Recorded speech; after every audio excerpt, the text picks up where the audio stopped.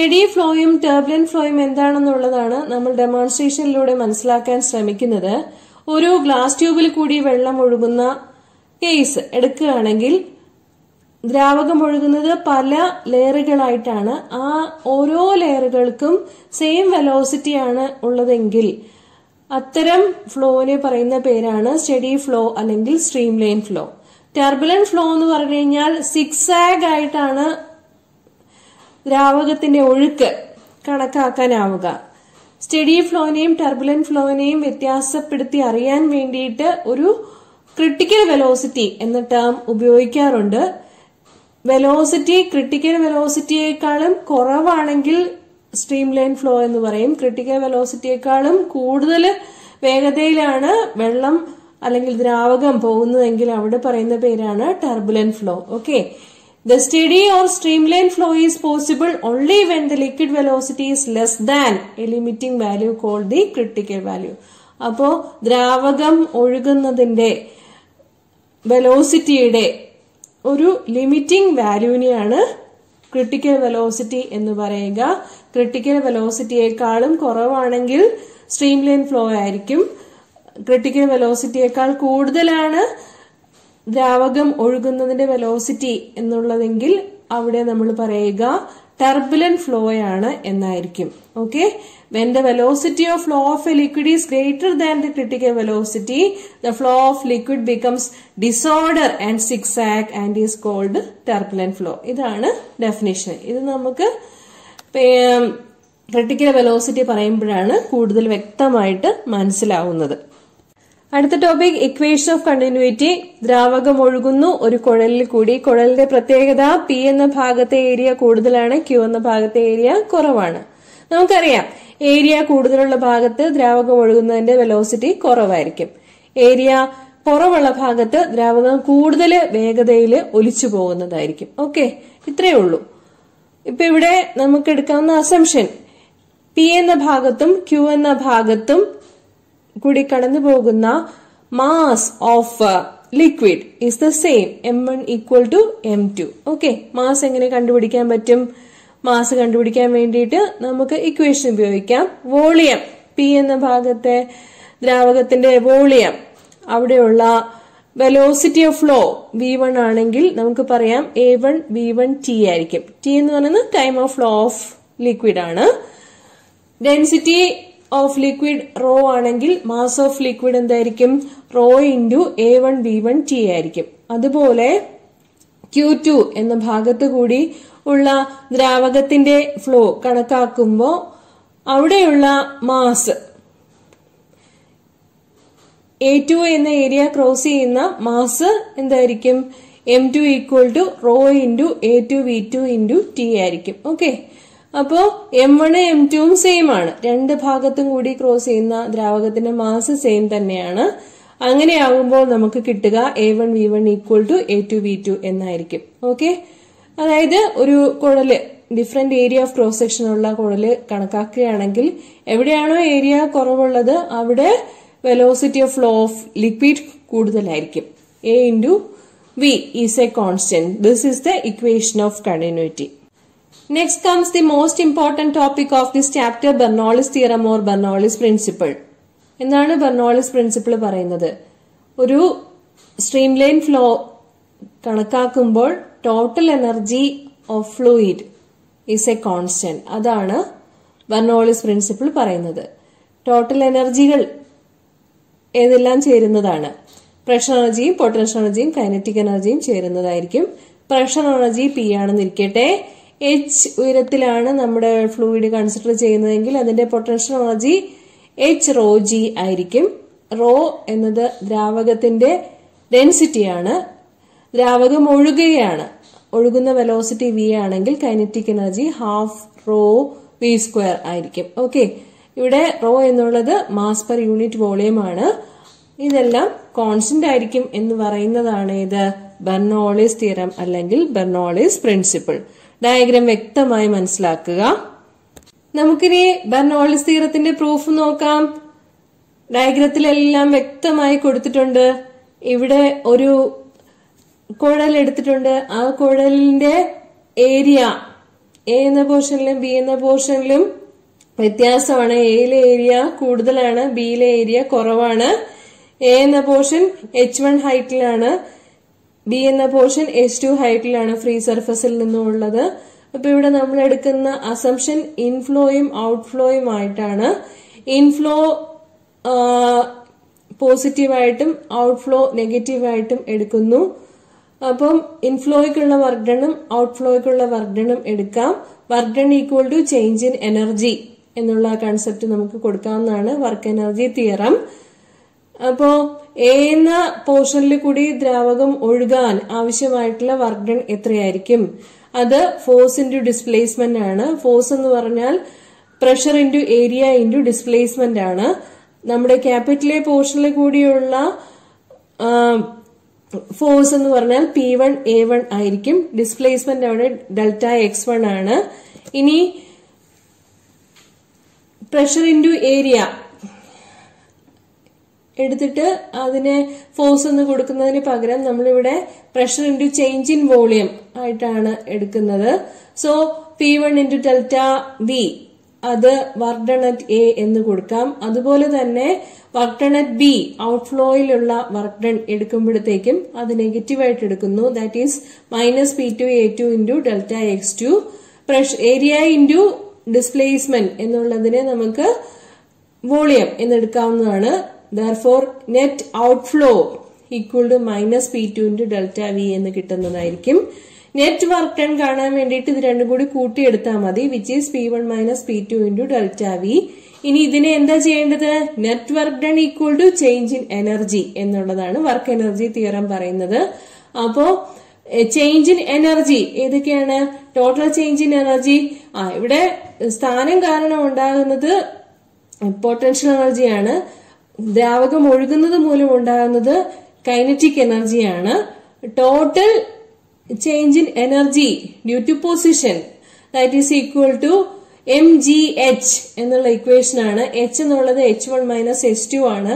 ദ്രാവകം ഒഴുകുന്നതിന്റെ quantity delta M എന്ന് എടുക്കുകയാണെങ്കിൽ change in potential energy delta M into G into H1 - H2 എന്ന് എടുക്കാവുന്നതാണ്.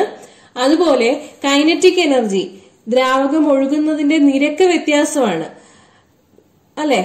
V1 ആണ് കുറവ്, V2 ആണ് കൂടുതൽ. So change in kinetic energy നമുക്ക് half delta M into V2 square minus V1 square എന്ന് കൊടുക്കാവുന്നതാണ്. ഹാഫ് MV സ്ക്വയർ എന്നുള്ള എക്സ്പ്രഷനിൽ കൊടുക്കുമ്പോൾ. സോ ടോട്ടൽ എനർജി കൈനറ്റിക് എനർജിയും പൊട്ടൻഷ്യൽ എനർജിയും കൂടെ കൂടിയിട്ടുള്ളത് അതെടുക്കുമ്പോൾ half into delta M into V2 square minus V1 square plus mgh delta M into G into H1 - H2 അത് കൊടുക്കുക. That is equal to work done P1 - P2 into delta V എന്ന് കൊടുക്കാവുന്നതാണ്.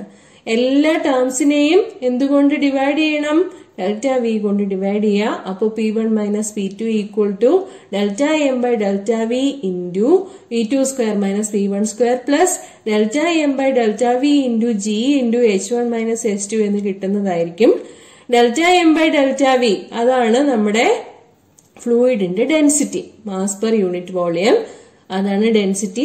അപ്പോ expression കൊടുക്കുമ്പോൾ നമുക്ക് കിട്ടുക P1 - P2 equal to half rho into V2 square minus V1 square plus rho into G into H1 - H2 എന്നായിരിക്കും. ഇതിനെ നമുക്ക് രണ്ട് പോർഷനിലേക്കുള്ളത് സെപ്പറേറ്റ് ചെയ്ത് എഴുതുകയാണെങ്കിൽ കിട്ടുക ഇങ്ങനെയായിരിക്കും. പോസിറ്റീവ് ടേംസ് എല്ലാം ഒരുമിച്ച് എഴുതാം, നെഗറ്റീവ് ടേംസ് എല്ലാം ഒരുമിച്ച് എഴുതാം. അങ്ങനെയാകുമ്പോൾ കിട്ടുക എന്തായിരിക്കും? P1 plus half rho into V1 square plus rho G H1 equal to P2 plus half rho into V2 square plus rho G into H2. അപ്പോ ടോട്ടൽ എനർജി ഒരു കോൺസ്റ്റന്റ് ആണെന്ന് കിട്ടുന്നതായിരിക്കും. ടോട്ടൽ എനർജി കോൺസ്റ്റന്റ് ആണെന്ന് work energy theorem വെച്ചിട്ട് prove ചെയ്യുന്നതാണ് നമ്മുടെ Bernoulli's principle. ഒരുപാട് applications ഉള്ളതാണ്. Kinematic equations for uniformly accelerated motion discuss ചെയ്യാം. We need a clock to describe the motion of an object. വസ്തുവിന്റെ ചലനം കണക്കാക്കുന്നതിന് സമയം കൗണ്ട് ചെയ്യാൻ വേണ്ടിയിട്ട് ഒരു ക്ലോക്ക് ആവശ്യമാണ്. ഒരു വസ്തുവിന്റെ സ്ഥാനം സ്പെസിഫൈ ചെയ്യുന്നതിന് സൗകര്യപ്രദമായി ഒരു കോർഡിനേറ്റ് സിസ്റ്റവും ആ സിസ്റ്റത്തിന് ഒരു ഒറിജിനും ഉണ്ടായിരിക്കണം. The coordinate system along with a clock used to describe the motion of an object is the frame of reference. ഒരു വസ്തുവിന്റെ മോഷൻ ഡിസ്ക്രൈബ് ചെയ്യുന്നതിന് നമുക്കൊരു ഫ്രെയിം ഓഫ് റെഫറൻസ് ആവശ്യമാണ്. അതുപോലെ സമയം കൗണ്ട് ചെയ്യുന്നതിന് ഒരു ക്ലോക്കും ആവശ്യമാണ്. നമ്മൾ ഡിസ്കസ് ചെയ്യുന്നത് motion in A straight line or റെക്ലീനിയർ motion or motion in one dimension ആണ്. The position to the right of the origin is taken as positive and to the left of the origin is taken as negative. Origin O വെച്ചാണ് സൂചിപ്പിച്ചിരിക്കുന്നത്. ഒറിജിനിൽ നിന്നും വലത്തോട്ടുള്ള വസ്തുവിന്റെ സ്ഥാനം പോസിറ്റീവായും ഇടത്തോട്ടുള്ള സ്ഥാനം നെഗറ്റീവായിട്ടുമാണ് പരിഗണിക്കുന്നത്. ഇവിടെ നമ്മുടെ ഫ്രെയിം ഓഫ് റെഫറൻസ് എന്നത് എക്സ് ആക്സിസ് ആണ്.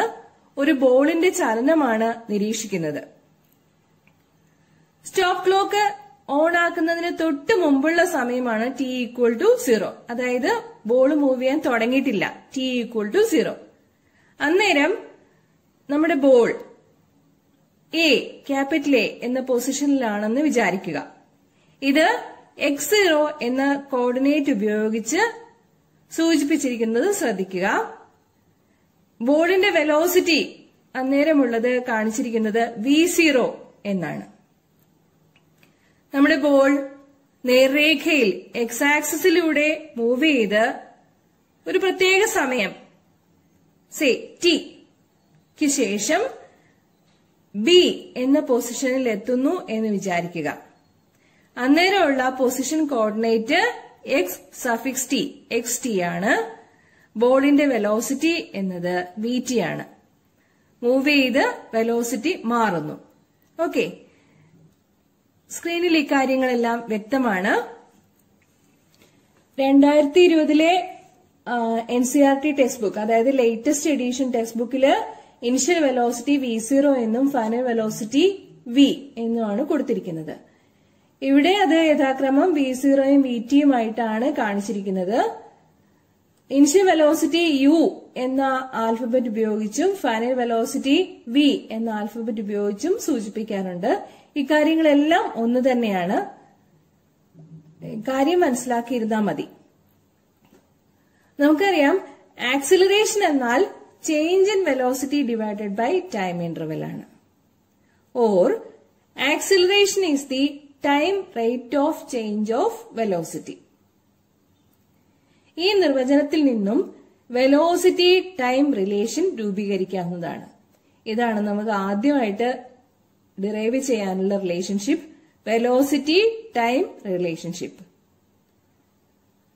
നമുക്കറിയാം change in velocity equal to final velocity minus initial velocity. ഇവിടെ തന്നിരിക്കുന്നത് പ്രകാരം ചേഞ്ച് ഇൻ വെലോസിറ്റി എന്നത് vt മൈനസ് v0 ആണ്. Clear? Final velocity minus initial velocity. ഈ വെലോസിറ്റി ചേഞ്ച് ചെയ്യാനെടുത്ത സമയം ഡെൽറ്റ ടി ആണെന്നിരിക്കട്ടെ. ഇപ്പൊ ഡെൽറ്റ ടി എത്രയായിരിക്കും? vt മൈനസ് v0 എന്ന ചേഞ്ച് ഇൻ വെലോസിറ്റിക്ക് വേണ്ടി വരുന്ന സമയം t മൈനസ് 0, അതായത് t ആണ്. t സമയത്തിനുള്ളിലാണ് vt മൈനസ് v0 എന്ന ചേഞ്ച് ഇൻ വെലോസിറ്റി ഉണ്ടാവുന്നത്. അതിൽ നിന്നും ആക്സിലറേഷന്റെ ഇക്വേഷൻ നമുക്ക് എഴുതാൻ പറ്റും. Acceleration a equal to vt minus v0 divided by t minus 0 or a equal to vt minus v0 divided by t. t യെ cross multiply ചെയ്യുക. അപ്പൊ എന്ത് കിട്ടും? at equal to vt minus v0 അല്ലെങ്കിൽ vt equal to v0 plus at എന്ന് മനസ്സിലാക്കാം. vt equal to v0 plus at എന്ന് പറയുന്നതാണ് velocity time relation four uniformly accelerated motion. I think the relationship is clear. Okay? ഇനി നമുക്ക് position time relation discuss ചെയ്യാം. Uniformly accelerated മോഷനിൽ position എന്നത് displacement s ആണ്. നമുക്ക് വെലോസിറ്റിയുടെ ഇക്വേഷൻ പരിഗണിക്കാം. Velocity v equal to displacement s divided by time t or v equal to s by t. Cross multiply ചെയ്യുക. Displacement s is equal to vt എന്ന പ്രധാനപ്പെട്ട ഒരു equation കിട്ടും. അതിനെ ഇക്വേഷൻ 1 എന്ന് മാർക്ക് ചെയ്യണം.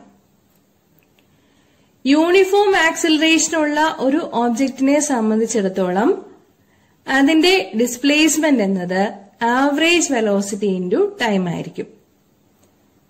വെലോസിറ്റി v0യിൽ നിന്നും vtയിലേക്കാണ് മാറുന്നത്. അതുകൊണ്ട് average velocity equal to v0 plus vt divided by 2 ആയിരിക്കും. ആവറേജ് കാണാൻ എന്താ ചെയ്യുന്നത്? തുക എടുത്തിട്ട് എണ്ണം കൊണ്ട് ഹരിക്കുകയല്ലേ ചെയ്യുന്നത്. അത് തന്നെയാണ് ഇവിടെ.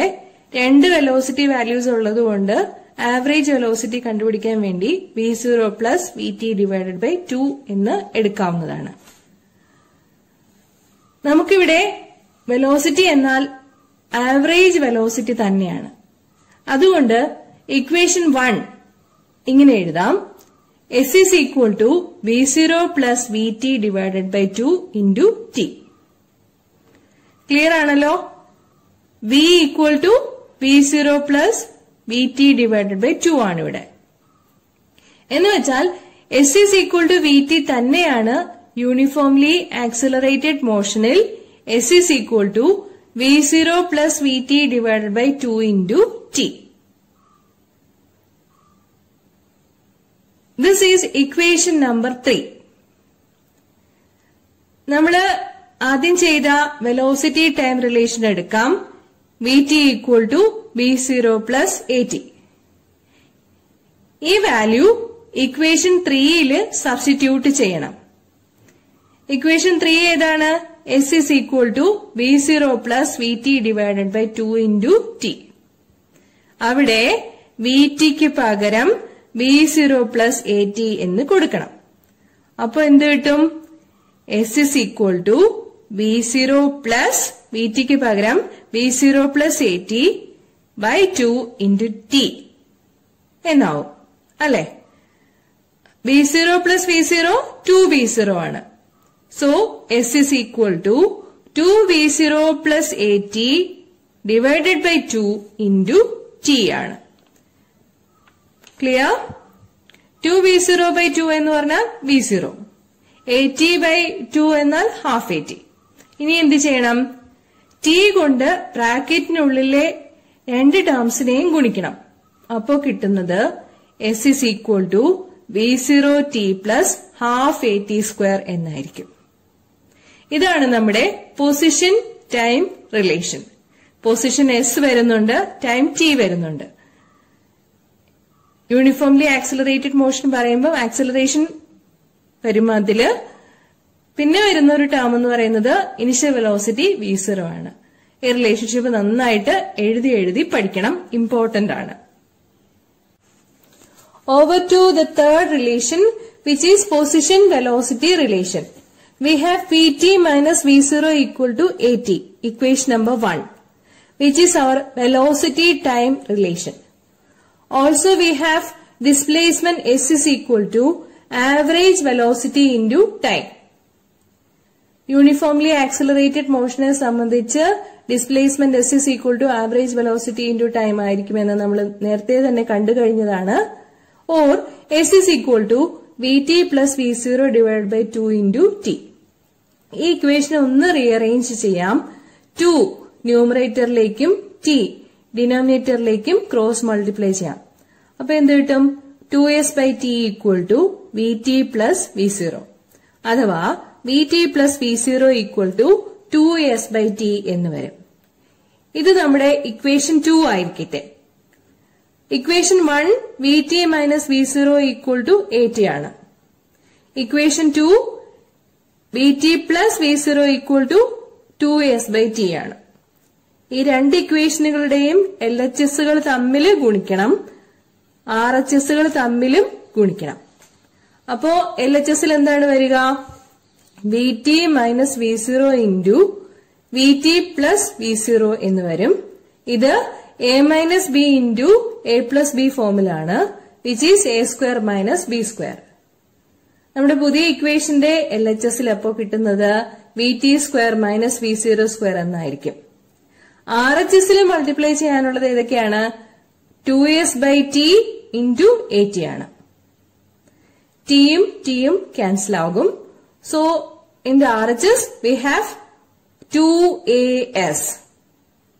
നമ്മുടെ പുതിയ ഇക്വേഷൻ കിട്ടുന്നത് vt square minus v0 square equal to 2as എന്നായിരിക്കും. ഇതാണ് നമ്മുടെ position velocity relation. Velocity position relation. Uniformly accelerated motion ആയതുകൊണ്ട് ആക്സിലറേഷൻ a എന്നതും ഈ ഇക്വേഷനിൽ വരും. vt square minus v0 square അതാണ് വെലോസിറ്റിക്ക് കറസ്പോണ്ടിങ് ആയിട്ട് വരുന്നത്. മോഷൻ ഇൻ എ പ്ലെയിൻ എന്ന 4-ാം അധ്യായത്തിന്റെ ഏറ്റവും പ്രധാനപ്പെട്ട ടോപ്പിക്കാണ് പ്രൊജക്ടൈൽ മോഷൻ. വളരെ എളുപ്പമുള്ള 3 ഡെറിവേഷനുകൾ ഇന്ന് നമുക്ക് പഠിക്കാം. പ്രൊജക്റ്റ് ചെയ്തുവിട്ട വസ്തുവിനെയാണ് പ്രൊജക്ടൈൽ എന്ന് പറയുന്നത്.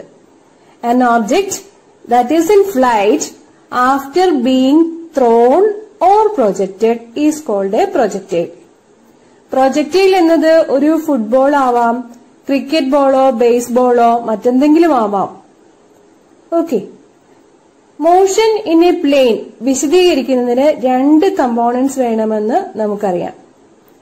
പ്രൊജക്ടൈൽ മോഷനിലും 2 കമ്പോണന്റ്സ് ആയിട്ടാണ് മോഷൻ വിശദീകരിക്കുന്നത്. Projectile motion is a case of motion in a plane. Projectile motion is a result of 2 separate simultaneously occurring components of motion. ഏതെല്ലാമാണ് ആ കമ്പോണന്റ്സ്? ഹൊറിസോണ്ടൽ ഡയറക്ഷനിലെ കമ്പോണന്റ് നോക്കുക, അതിന് ആക്സിലറേഷൻ ഇല്ലെന്ന് കാണാവുന്നതാണ്.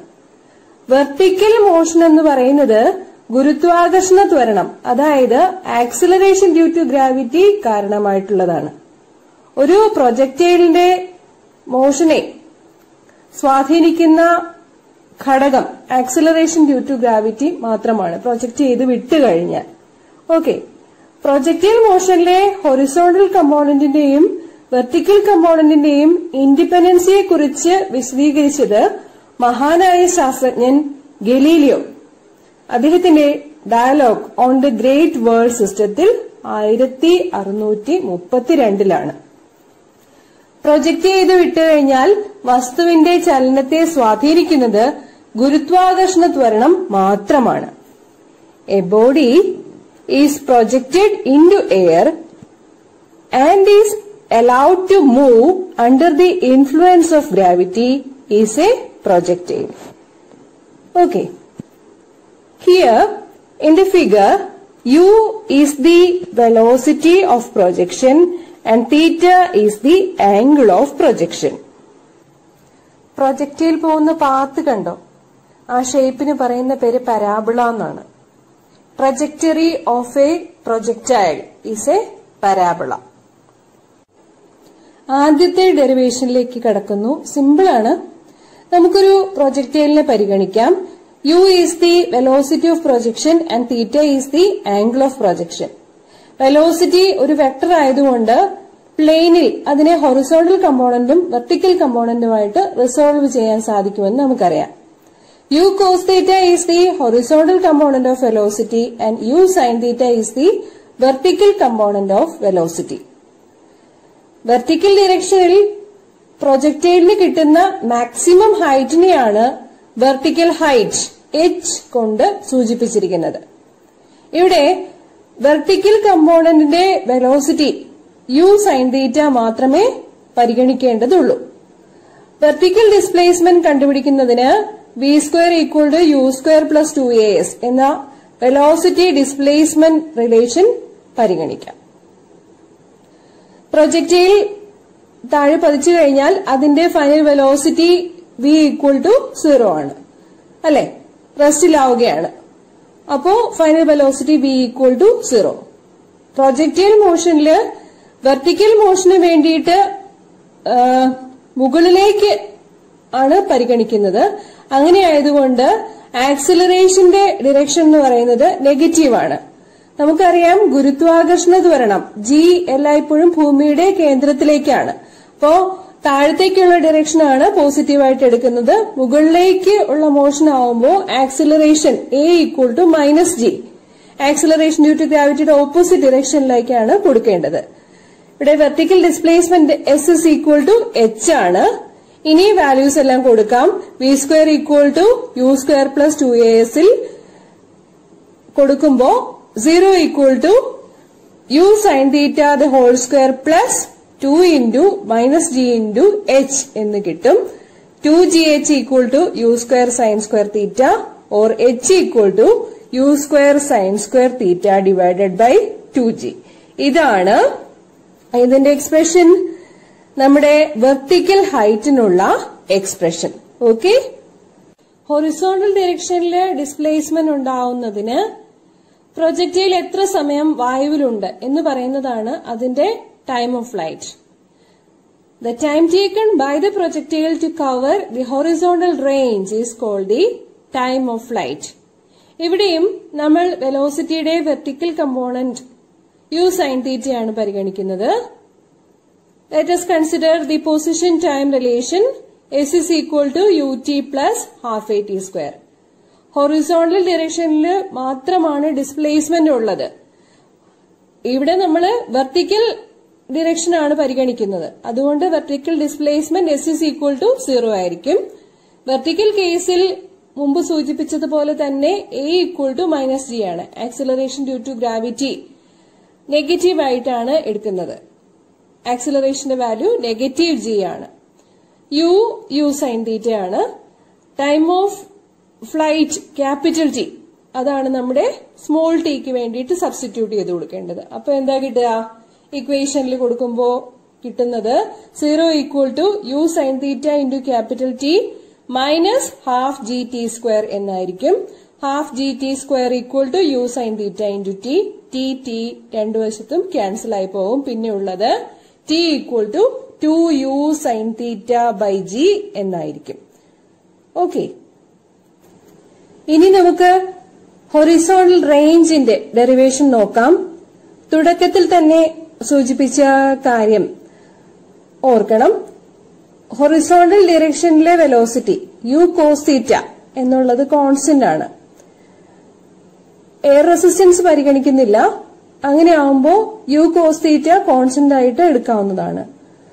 ഹൊറിസോണ്ടൽ ഡയറക്ഷനില് പ്രൊജക്ടൈലിന് എത്ര ദൂരത്തിൽ ചെന്ന് വീഴാനാവുന്നു എന്നതാണ് ഹൊറിസോണ്ടൽ റേഞ്ച് കൊണ്ട് ഉദ്ദേശിക്കുന്നത്.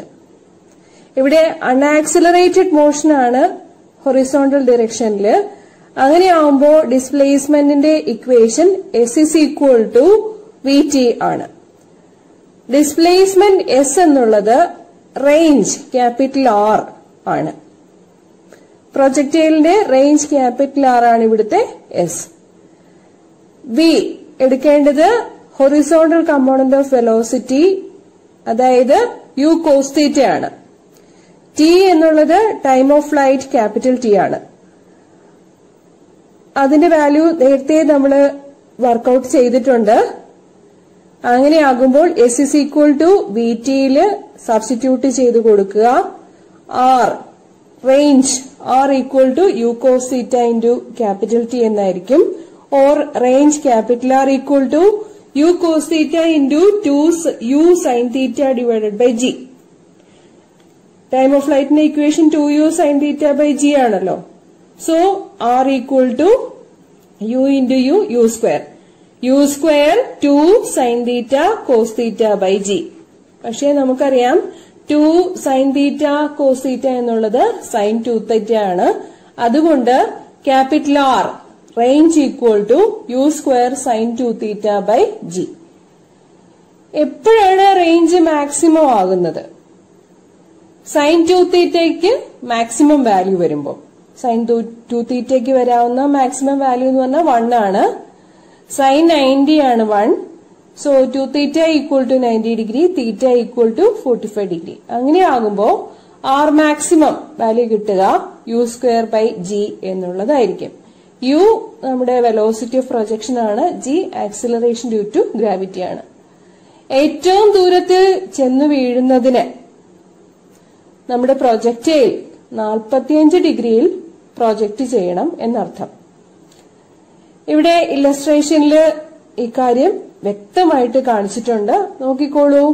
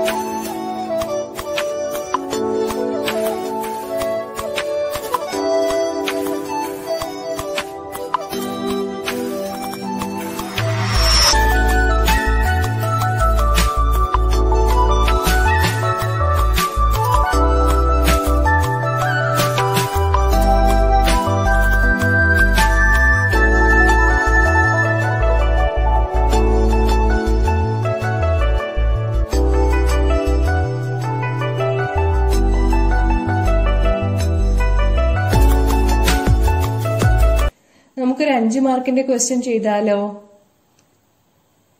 3 പാർട്ടുണ്ട് ഇതിന്. ഫസ്റ്റ് പാർട്ട് ഇതാണ്. A ball moves along a circle under the influence of centripetal force. What is the work done by the centripetal force on the ball? Okay, ഒരു ചരടിൽ കെട്ടി ഒരു ബോള് തലയ്ക്ക് ചുറ്റും കറക്കുന്ന കേസ് കൺസിഡർ ചെയ്യുക. Okay, centripetal force towards the centre of the circle ആണ്. Displacement tangential ആയിട്ടാണ്. സോ ഫോഴ്സിനും ഡിസ്പ്ലേസ്മെന്റിനും ഇടയ്ക്കുള്ള ആംഗിൾ 90 ഡിഗ്രി ആണ്. കോസ് 90 0 ആണ്. Work is F dot S, F S cos theta. Cos 90 0 ആയതുകൊണ്ട് വർക്ക് 0 കിട്ടും. So the work done by the centripetal force on the ball is 0. Second question. An arrow shot from a bow has kinetic energy. How does it get this kinetic energy? Okay. വില്ലിൽ നിന്നും അമ്പ് തൊടുക്കുമ്പോൾ അമ്പിന് kinetic energy കിട്ടുന്നു. അല്ലെങ്കിൽ അമ്പ് move ചെയ്യുന്നു. Kinetic energy ഉള്ളത് കൊണ്ടാണ് അത് move ചെയ്യുന്നത്. എങ്ങനെയാണ് ഈ കൈനറ്റിക് എനർജി കിട്ടുന്നത് എന്നാണ് ചോദ്യം. വില്ല് കൊലയ്ക്കാൻ വേണ്ടിയിട്ട് വില്ലിലെ സ്ട്രിങ് വലിച്ചു പിടിക്കുമ്പോൾ നമ്മുടെ മെക്കാനിക്കൽ എനർജി പൊട്ടൻഷ്യൽ എനർജി ആയിട്ട് സ്ട്രിങ്ങിൽ സ്റ്റോർ ചെയ്യപ്പെടുകയാണ് ചെയ്യുന്നത്. അത് വലിച്ചങ്ങ് തൊടുത്ത് വിടുമ്പോൾ സ്ട്രിങ്ങിൽ സ്റ്റോർ ചെയ്തിരിക്കുന്ന പൊട്ടൻഷ്യൽ എനർജി കൈനറ്റിക് എനർജി ആയിട്ട് ട്രാൻസ്ഫർ ചെയ്യപ്പെടുന്നു. Okay, when we pull the string of the ബോ, our mechanical energy is transferred to the string as potential energy. നമ്മുടെ മെക്കാനിക്കൽ എനർജി സ്ട്രിങ്ങിലെ പൊട്ടൻഷ്യൽ എനർജിയായി മാറ്റപ്പെടുന്നു. This potential energy stored in the string is transferred to the arrow. Potential energy kinetic energy conversion നടക്കുന്നു എപ്പോ? അമ്പ് തൊടുത്തു വിടുമ്പോൾ സ്ട്രിങ്ങിൽ നിന്നും potential energy അമ്പിലേക്ക് kinetic energy ആയിട്ട് ട്രാൻസ്ഫർ ചെയ്യപ്പെടുന്നു. ഓക്കെ, തേർഡ് പാർട്ട് ക്വസ്റ്റ്യൻ നോക്കാം. 3 മാർക്കിന്റെ ക്വസ്റ്റ്യൻ ആണ്. വളരെ ഇമ്പോർട്ടന്റ് ആണ്. എല്ലാ ക്വസ്റ്റ്യനും പരീക്ഷയ്ക്കും ചോദിക്കുന്നതാണ്. Show that the total mechanical energy of a freely falling body is conserved. ഒരു ഫ്രീലി ഫോളിംഗ് ബോഡി പറഞ്ഞിരിക്കുന്നു. ഡയഗ്രാം ശ്രദ്ധിക്കുക.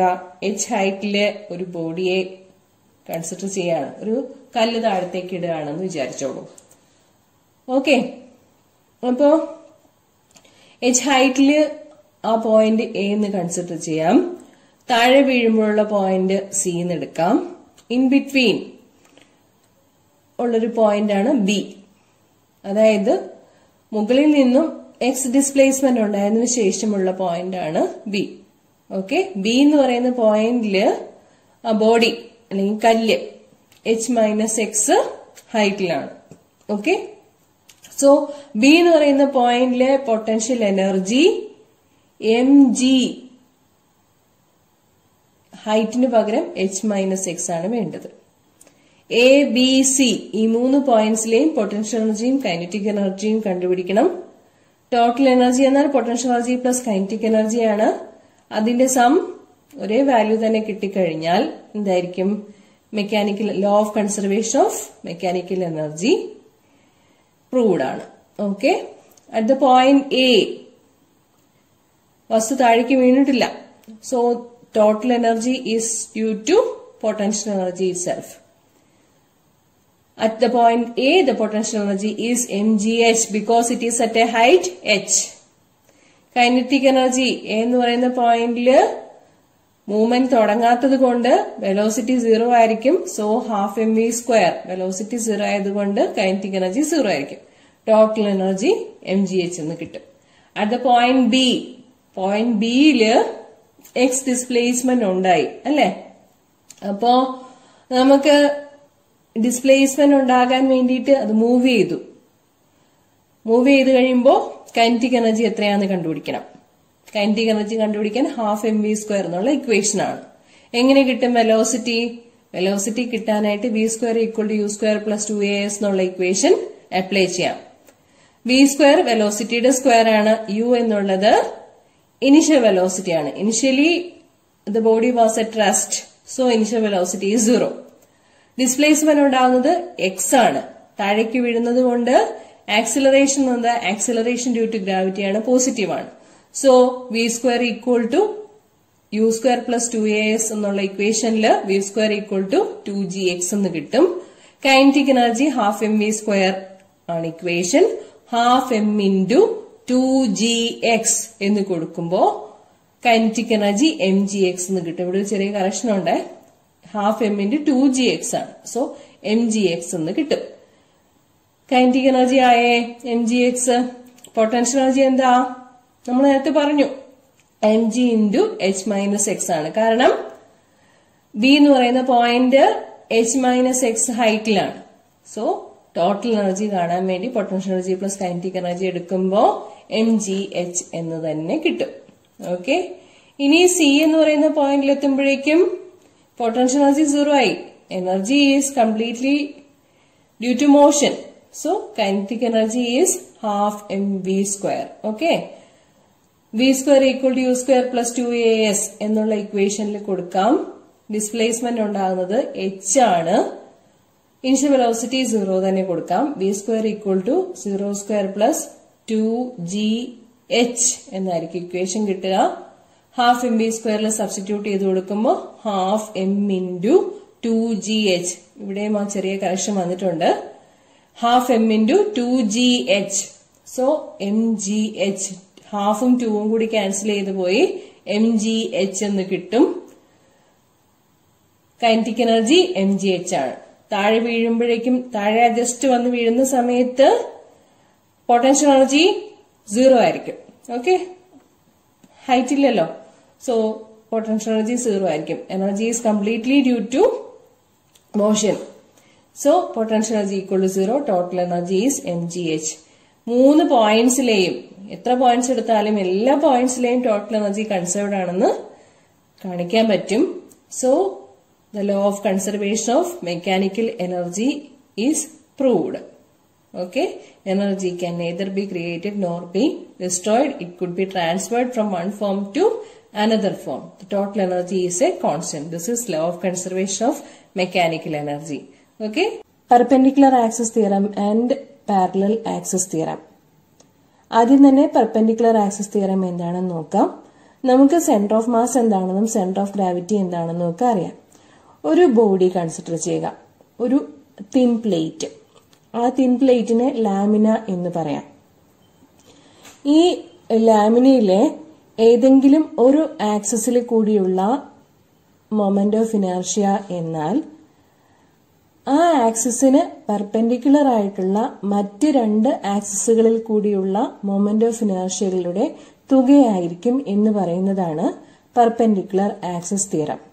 ഓക്കെ, പെർപെൻഡിക്കുലർ ആക്സിസുകൾ മനസ്സിലാക്കാൻ ഏറ്റവും എളുപ്പം നമുക്ക് ഒരു മുറിയുടെ കോർണർ എടുക്കുന്നതാണ്. ഇപ്പോൾ നമ്മൾ നിൽക്കുന്നത് XY പ്ലെയിനിലാണെന്ന് വിചാരിക്കാം. അതിന് പെർപെൻഡിക്കുലർ ആയിട്ടുള്ള മറ്റ് 2 പ്ലെയിനുകളാണ് YZ പ്ലെയിനും അതുപോലെ XZ പ്ലെയിനും. നമ്മൾ XY പ്ലെയിനിൽ നിൽക്കുകയാണെന്ന് വിചാരിച്ചു കഴിഞ്ഞാൽ 3 പെർപെൻഡിക്കുലർ ആക്സിസുകൾ XYZ എന്ന് കണക്കാക്കാൻ പറ്റുന്നതാണ്. O എന്നാണ് ആ ആക്സിസിന്റെ കേന്ദ്രം. 3 ആക്സിസുകളും മീറ്റ് ചെയ്യുന്ന പോയിന്റ് O എന്ന് കണക്കാക്കാൻ പറ്റുന്നതാണ്. അപ്പോ IZ is the moment of inertia about the axis OZ എന്ന് വിചാരിച്ചു കഴിഞ്ഞാൽ IX plus IY ആയിരിക്കും IZ. അതല്ലെങ്കിൽ IX is equal to IY plus IZ. അല്ലെങ്കിൽ IY equal to IX plus IZ. ഇങ്ങനെ പെർപെൻഡിക്കുലർ ആയിട്ടുള്ള ആക്സിസുകളെ സംബന്ധിച്ച മൊമെന്റ് ഓഫ് ഇനർഷ്യയെ ഗവേൺ ചെയ്യുന്ന തിയറമാണ് പെർപെൻഡിക്കുലർ ആക്സിസ് തിയറം. സ്റ്റേറ്റ്മെന്റ് കാണാതെ പഠിച്ചേ പറ്റുള്ളൂ. നോക്കിക്കോളൂ. The perpendicular axis theorem states that the moment of inertia of a plane lamina about an axis perpendicular to its plane is equal to the sum of the moments of inertia of the lamina about any two mutually perpendicular axes in its plane and passing through the point where the perpendicular axes intersect the lamina. അപ്പോൾ perpendicular ആക്സിസുകൾ intersect ചെയ്യുന്ന point O ആണ്. OX and OY എന്നുള്ളത് 2 mutually perpendicular access ആണ്. OZ എന്നുള്ളത് OXനും OYക്കും perpendicular ആയിട്ടുള്ള access ആണ്. അപ്പോ IZ equal to IX plus IY എന്ന് വിശദീകരിക്കാനാവുന്നതാണ്. ആപ്ലിക്കേഷൻ ലെവൽ ചോദ്യങ്ങളാണ് ഈ ഭാഗത്ത് നിന്ന് ചോദിക്കാറുള്ളത്. സ്റ്റേറ്റ്മെന്റിനും ചോദിക്കും. ആപ്ലിക്കേഷൻ ലെവൽ ചോദ്യങ്ങൾ ഡിസ്കസ് ചെയ്യുന്നതാണ്. ഓക്കെ, ഇനി നമുക്ക് മനസ്സിലാക്കാനുള്ളത് പാരലൽ ആക്സിസ് തിയറമാണ്. പേര് സൂചിപ്പിക്കുന്നത് പോലെ തന്നെ ഒരു റിജിഡ് ബോഡിയുടെ പാരലൽ ആയിട്ടുള്ള ആക്സിസുകളിൽ കൂടിയുള്ള മൊമെന്റ് ഓഫ് ഇനർഷ്യ എങ്ങനെ ബന്ധപ്പെട്ടിരിക്കുന്നു എന്നാണ് പാരലൽ ആക്സിസ് തിയറം പറയുന്നത്. ഡയഗ്രം നോക്കിക്കോളൂ. ഒരു ആക്സിസ് കാണിച്ചിട്ടുണ്ട് PQ. ആ ആക്സിസിന് പാരലൽ ആയിട്ട് സെന്റർ ഓഫ് മാസ് കടന്നു പോകുന്ന ആക്സിസ് ആണ് P0 Q0. C എന്നുള്ളതാണ് റിജിഡ് ബോഡിയുടെ സെന്റർ ഓഫ് മാസ്. PQ എന്ന ആക്സിസിനും അതിന് പാരലലായി സെന്റർ ഓഫ് മാസ് കടന്നു പോകുന്ന P0 Q0 എന്ന പാരലൽ ആക്സിസിനും ഇടയിലുള്ള പെർപെൻഡിക്കുലർ ഡിസ്റ്റൻസ് ആണ് A എന്നുള്ളത്. ഡയഗ്രത്തിൽ വ്യക്തമാണല്ലോ. അപ്പോ PQവിനെ ആധാരമാക്കിയുള്ള മൊമെന്റ് ഓഫ് ഇനർഷ്യ എന്തായിരിക്കും? PQ എന്ന ആക്സിസിൽ കൂടിയുള്ള മൊമെന്റ് ഓഫ് ഇനർഷ്യ എന്തായിരിക്കും?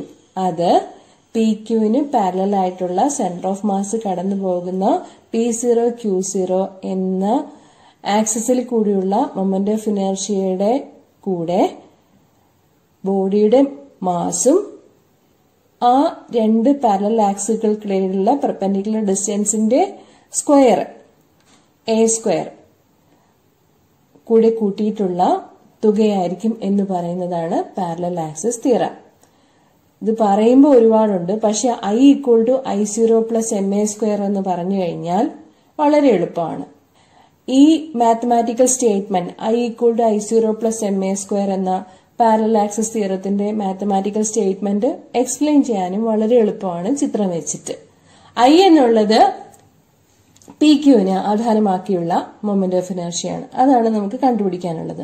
I0 എന്താണ്? ഈ ആക്സിസിന് പാരലൽ ആയിട്ട് സെന്റർ ഓഫ് മാസ് കടന്നു പോകുന്ന ആക്സിസിൽ കൂടിയുള്ള മൊമെന്റ് ഓഫ് ഇനർഷ്യയാണ്. M എന്താണ്? M എന്ന് പറയുന്നത് റിജിഡ് ബോഡിയുടെ മാസ് ആണ്. A എന്താണ്? A എന്ന് പറയുന്നത് പാരലൽ ആക്സിസുകൾക്കിടയിലുള്ള പെർപെൻഡിക്കുലർ ഡിസ്റ്റൻസ് ആണ്. A ഡയഗ്രത്തിൽ വ്യക്തമായിട്ട് കാണിച്ചിട്ടുണ്ട്. ഓക്കെ, സോ സ്റ്റേറ്റ്മെന്റ് പഠിച്ചോളൂ.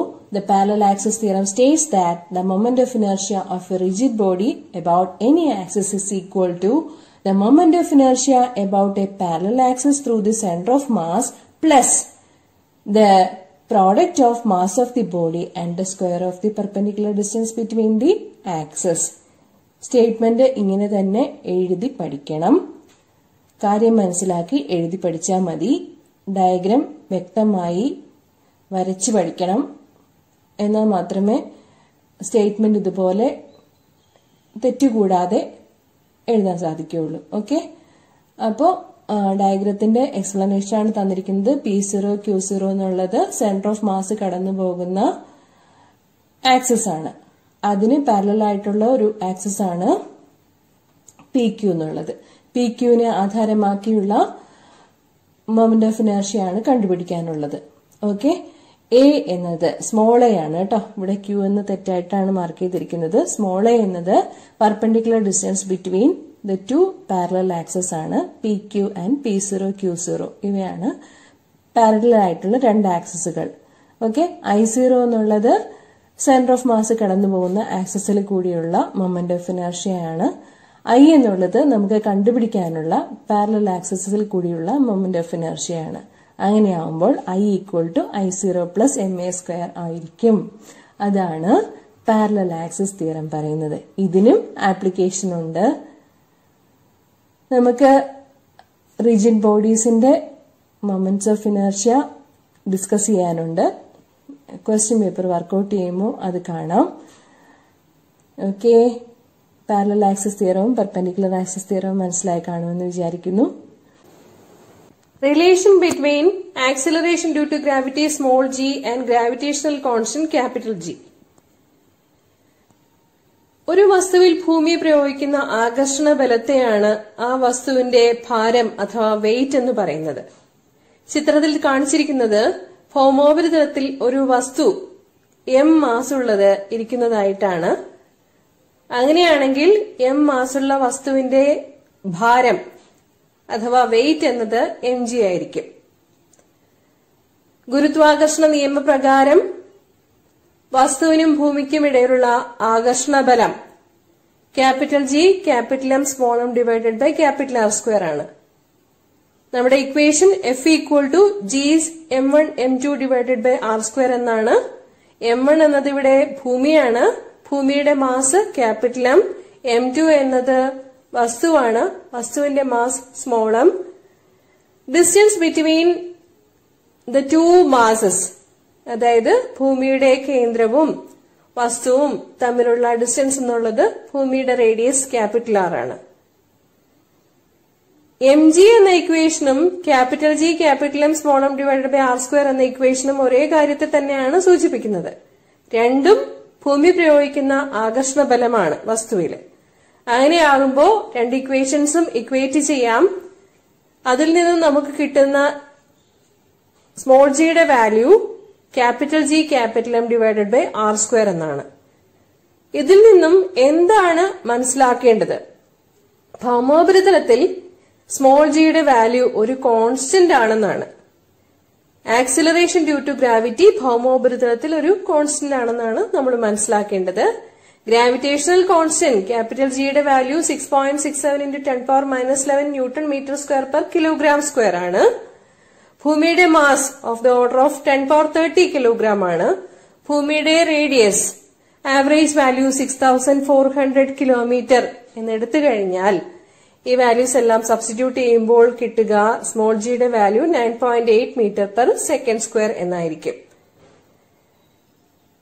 അതായത് the value of G is independent of the mass of the body. Small m എന്നുള്ളത് ഇക്വേഷനിൽ വരുന്നില്ല.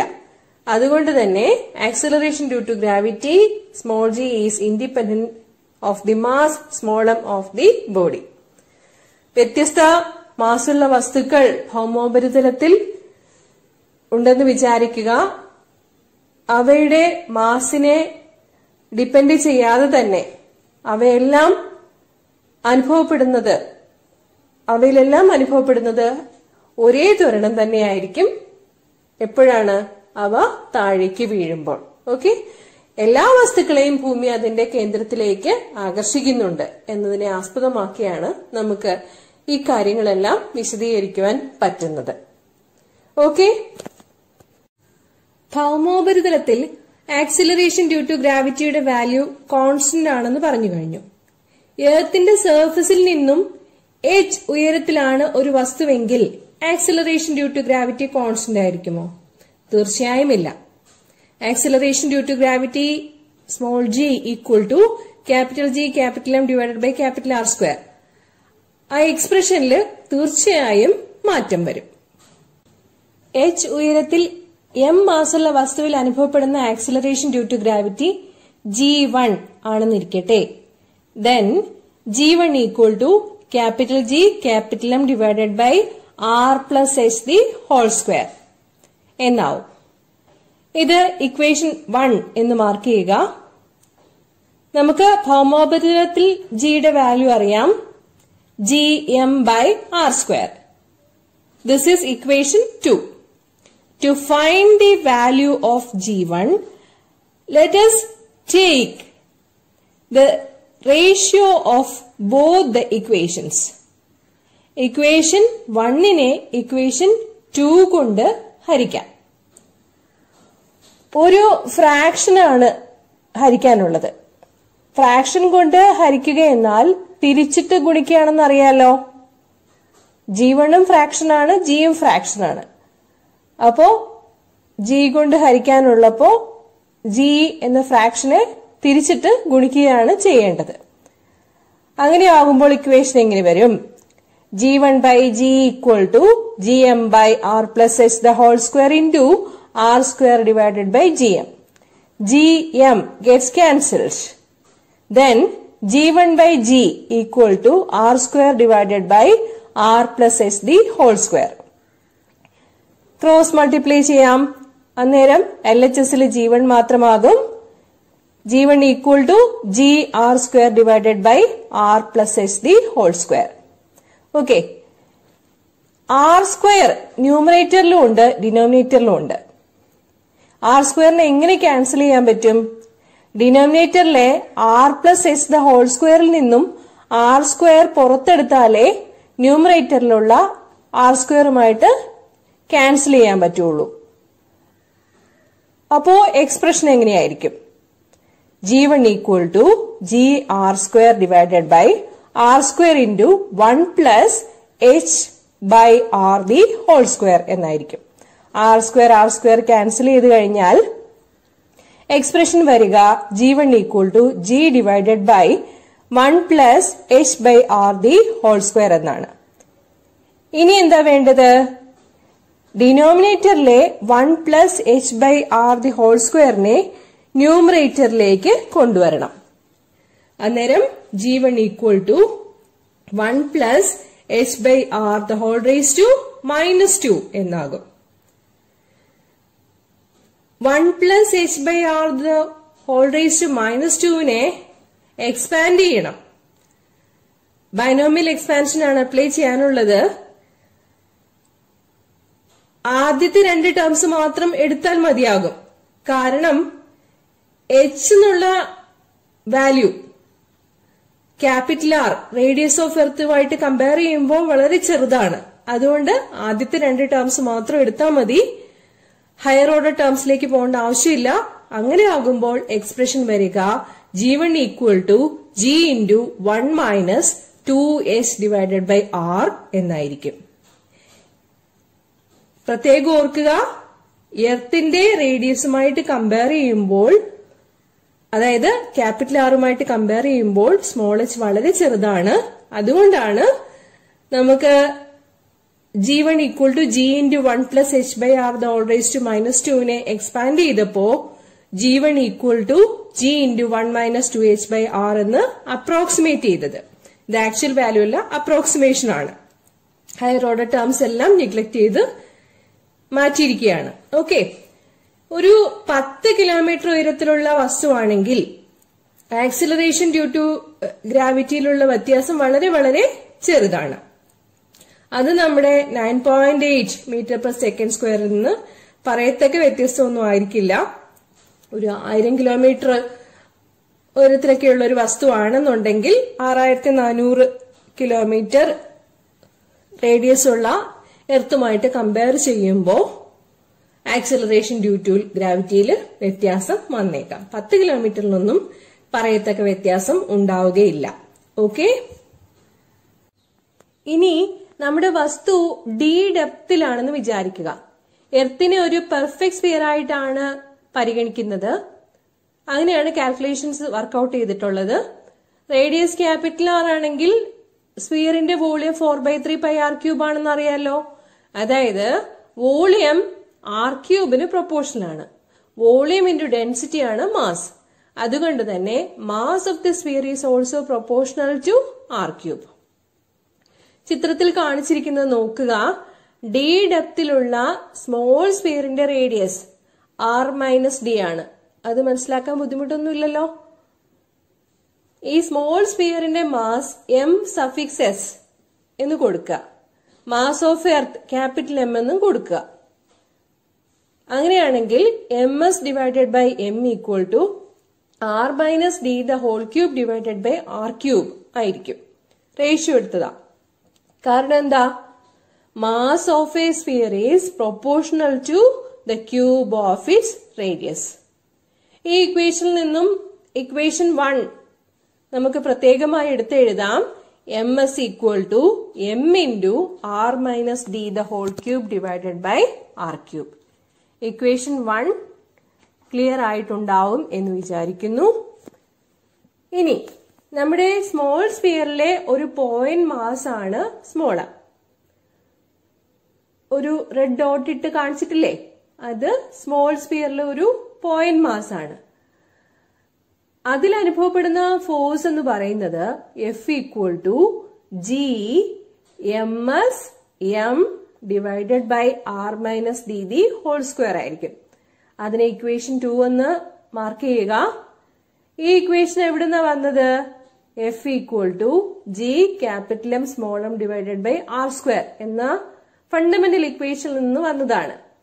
ക്യാപിറ്റൽ എം എർത്തിന്റെ മാസും small M mass of the ബോഡിയും ക്യാപിറ്റൽ ആർ റേഡിയസ് ഓഫ് എർത്തും ആയിരിക്കുമ്പോൾ ഭൗമോപരിതലത്തിലെ ഒരു വസ്തുവിൽ അനുഭവപ്പെടുന്ന ഗുരുത്വാകർഷണ ബലത്തിനുള്ള ഇക്വേഷൻ ആണ് F equal to G capital M small M divided by capital R square എന്നത്.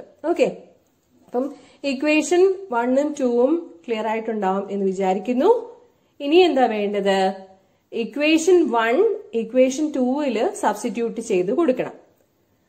അപ്പോ നമുക്ക് G small M divided by R minus D the whole square അതങ്ങ് മാറ്റി എഴുതാം.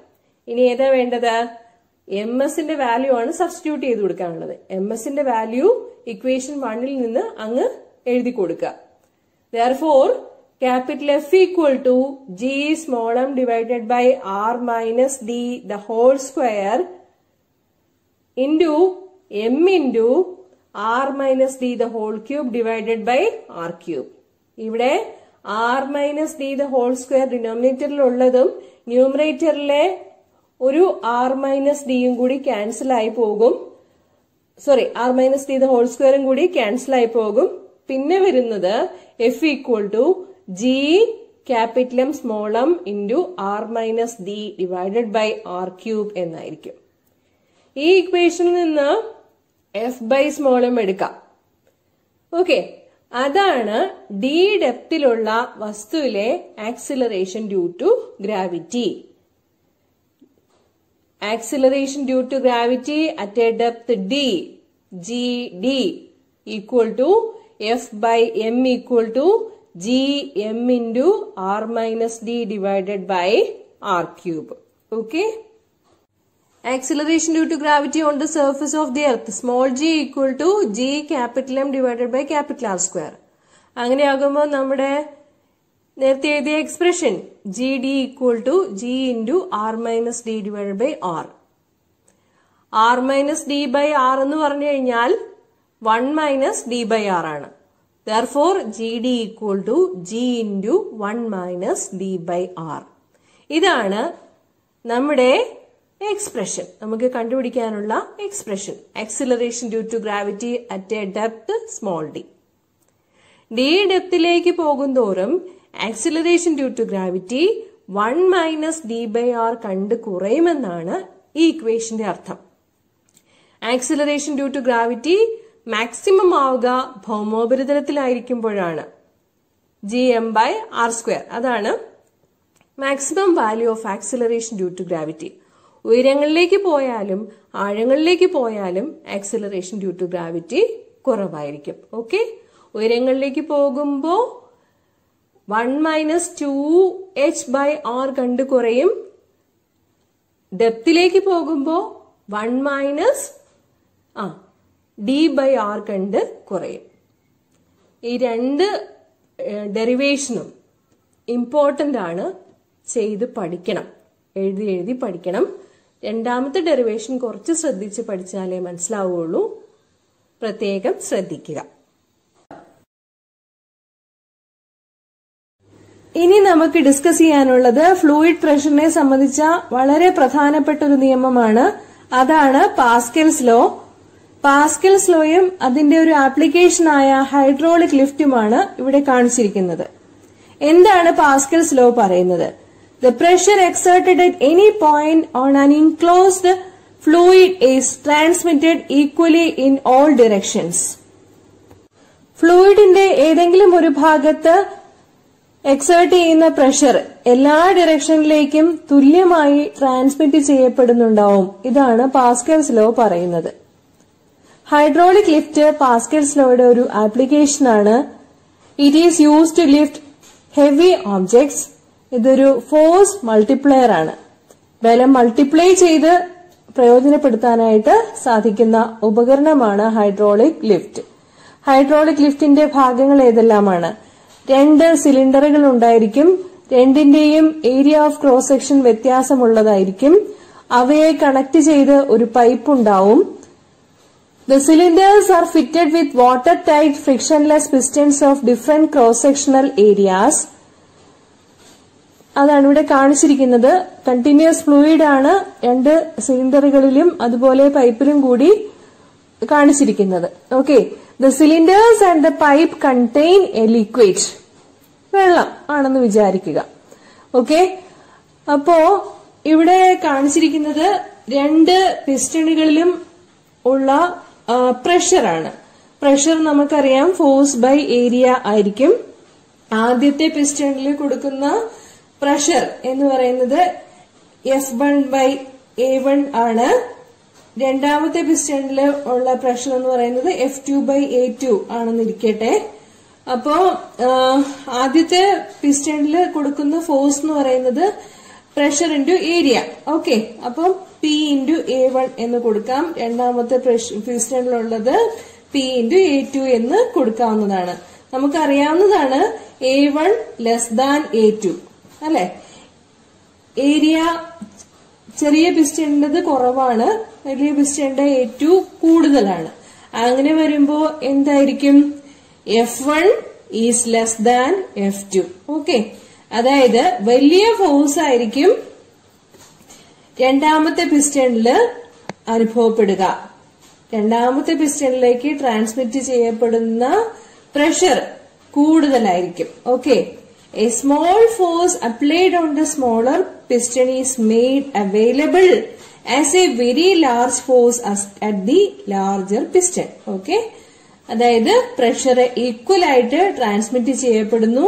ചെറിയൊരു ഫോഴ്സ് അപ്ലൈ ചെയ്ത് വലിയൊരു ഫോഴ്സ് ആയിട്ട് അതിനെ പ്രയോജനപ്പെടുത്താൻ സാധിക്കുന്നു. ചെറിയൊരു ഫോഴ്സ് അപ്ലൈ ചെയ്തിട്ട് വലിയൊരു ഹെവി ഓബ്ജക്റ്റിനെ ലിഫ്റ്റ് ചെയ്യാൻ സാധിക്കുന്നു. ഇതാണ് നമ്മുടെ ഹൈഡ്രോളിക് ലിഫ്റ്റിന്റെ പ്രവർത്തനം. ഓക്കെ,